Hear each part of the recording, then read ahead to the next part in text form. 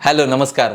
आपण ट्रान्सफॉर्मेशनच्या व्हिडिओला जो काही प्रतिसाद दिला तो इतका सुंदर प्रतिसाद आहे आणि मला इतकं छान वाटलं ते पाहून. आणि खरं सांगतो की ज्याप्रमाणे असं म्हणतात ना की बदल हाच निसर्गाचा नियम आहे आणि आपल्या आयुष्यातील बदल हाच फार महत्त्वाचा मुद्दा आहे आपल्याला जीवन जगण्यासाठी. आता आपण टिपिकल जीवन जगतो आहे, काही नाही आपल्या आयुष्यामध्ये घडत वेगळं, तर आपण चांगलं काहीतरी घडवणं गरजेचं आहे, काहीतरी नवीन शिकणं गरजेचं आहे, आपण आपली प्रगती करणं गरजेचं आहे. तर आपण सर्वांनी इतक्या छान छान कमेंट केल्या, पण त्यापैकी मला एक कमेंट खूप जास्त आवडली आणि ती कमेंट अशी आहे की लय झाकच की. आणि मला खरंच मनापासून ही कमेंट खूप आवडलेली आहे, कारण की खरंच झाक आहे, खरंच सुंदर आहे ट्रान्सफॉर्मेशन. आणि ट्रान्सफॉर्मेशन फक्त विचारांचं नाही आहे, आपल्या स्वभावाचं नाही आहे, तर आपल्या कपड्यांचं देखील आहे, आपल्या अनेक प्रकारे सवयींचं देखील आहे. जी गोष्ट मला आजपर्यंत खटकत होती, जी गोष्ट इतरांना खटकत होती, ती बदलणं म्हणजे ट्रान्सफॉर्मेशनच आहे. मी माझ्यामध्ये प्रगती करणं हे देखील ट्रान्सफॉर्मेशनच आहे. मी वयाच्या 50-60 मध्ये माझं कॉलेज पूर्ण करणं, शिक्षण पूर्ण करणं, जे अनेक जण करतात, हे देखील ट्रान्सफॉर्मेशनच आहे. आणि तुम्ही सर्वजण तयार आहात ट्रान्सफॉर्मेशनसाठी हे बघून खरंच मला देखील झॅक वाटलंय, मस्त वाटलेलं आहे. आत्ता आपल्याला करायचं आहे की एक वही घ्या, एक पेन घ्या. तुम्हाला वाटेल की आता पुन्हा तेच रटाळ सगळं लिहायचं आहे. आणि मग हे तर आम्ही खूप ठिकाणी पाहिलं आहे, खूप व्हिडिओमध्ये पाहिलेलं आहे. आपल्यापैकी अनेकांनी खूप कोर्सेस केले असतील अशा प्रकारचे. त्यांनी पण सांगितलं की लिहा लिहा लिहा. काय लिहायचं आहे आणि का लिहायचं आहे? सर्वात महत्त्वाची गोष्ट, जेव्हा आपण लिहितो तेव्हा आपण आपल्या जीवनाचा एक मार्ग आखत असतो. त्यासाठी लिहिण्याला खूप जास्त महत्त्व आहे. मी देखील लिहितो. ही माझी वही आहे आणि मी देखील बरंच काही काही याच्यामध्ये लिहिलेलं आहे.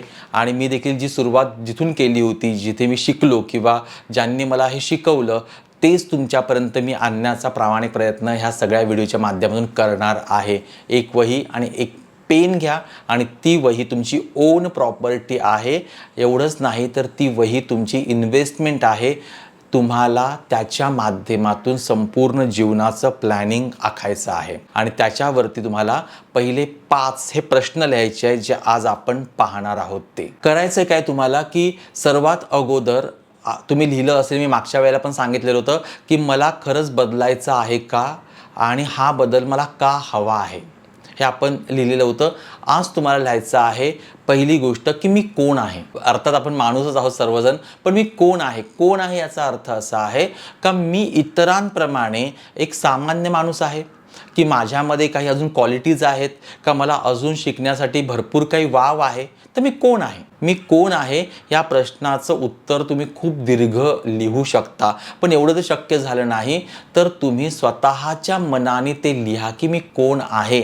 त्याचबरोबर मला हे सगळ्या गोष्टी का करायच्या आहेत. स्वतःबद्दल प्रामाणिकपणे तुम्ही लिहा, प्रामाणिकपणे अगदी, की मी ह्या गोष्टी मला का करायच्या आहेत, मला का बदलायच्या आहेत, मी लहानपणापासून कसा आहे, माझ्याकडे इतकं पोटेन्शियल असताना, इतकी पॉवर असताना मी मागे का राहिलो. हे सगळं तुम्हाला प्रामाणिकपणे लिहायचं आहे. आणि मग तुम्हाला स्वतःची ओळख करून स्वतःलाच द्यायची आहे की मी हा आहे आणि मला आता बदल करायचा आहे. दुसरं तुम्हाला लिहायचं आहे की मला 1 वर्षानंतर 2 वर्षानंतर कोण बनायचं आहे. आपल्या जीवनामध्ये ना कोणत्याही गोष्टी दोनदा घडत असतात. एकदा ती प्रत्यक्षात घडते आणि एकदा ती आपल्या मनामध्ये घडत असते. जे काही मोठ्या मोठ्या कलाकृती झालेल्या आहेत त्या अगोदर ज्यांनी निर्माण केल्या त्यांनी मनाने पाहिलेल्या आहेत, त्या रेखाटलेल्या आहेत. एक मोठं चित्र, एक मोठं जेव्हा मूर्ती तयार होते तेव्हा ती त्या माणसाच्या, ज्याने तयार करतो तो मूर्तिकार आहे, त्याच्या मनपटलावरती, अंतरपटलावरती तो तयार करत असतो की मला असं करायचं आहे. तसं तुमची वही म्हणजे तुमचं मनपटल आहे, अंतरपटल आहे. त्याच्यावरती तुम्ही लिहा की मी 1 वर्षानंतर 2 वर्षानंतर मी कुठे असणार आहे आणि मला काय करायचं आहे. ते अतिशय सोपं आहे पण तितकंच प्रभावी हा उपाय आहे. तिसरा प्रश्न, माझ्या 3 वाईट सवयी कोणत्या आहेत आणि त्या तुम्हाला प्रामाणिकपणे लिहायचा आहे. त्याच्यातली एक वाईट सवय एक कॉमन आहे आणि ती म्हणजे आपण भरपूर टाईमपास करतो. माझ्यातली जी सवय आहे ती म्हणजे मला प्रचंड आळस आहे किंवा होता. आता मी कमी केला आळस, पण आळस होता. आज नको, उद्या करूया, परवा करूया आणि मग काहीच हाती लागत नाही. तर माझ्यातल्या 3 वाईट सवयी कोणत्या आहेत.